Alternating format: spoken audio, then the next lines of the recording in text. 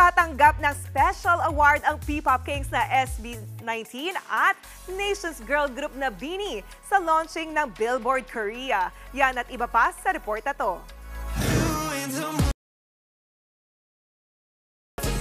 May isa-celebrate na naman ang 18, pati ang Blooms.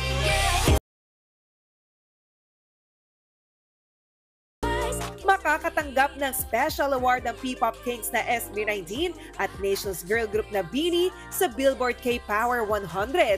Ito ang launching event ng Billboard Korea na gaganapin this August 27.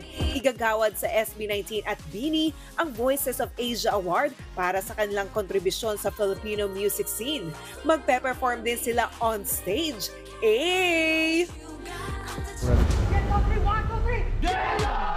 Speaking of SB19, wagi na naman ang kanilang fans na 18 sa Fan Army Face-Off ng Billboard.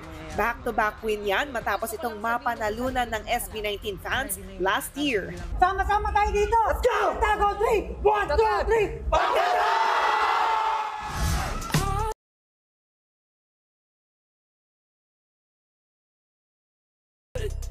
Release na ang music video ng bagong single ng isa pang P-pop group na BGYO na pinamagatang Trash.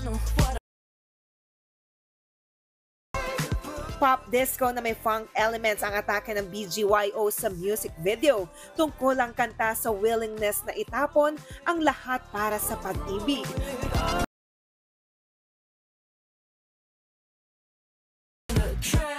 Mapapakinggan na ang Trash sa mga music streaming platform.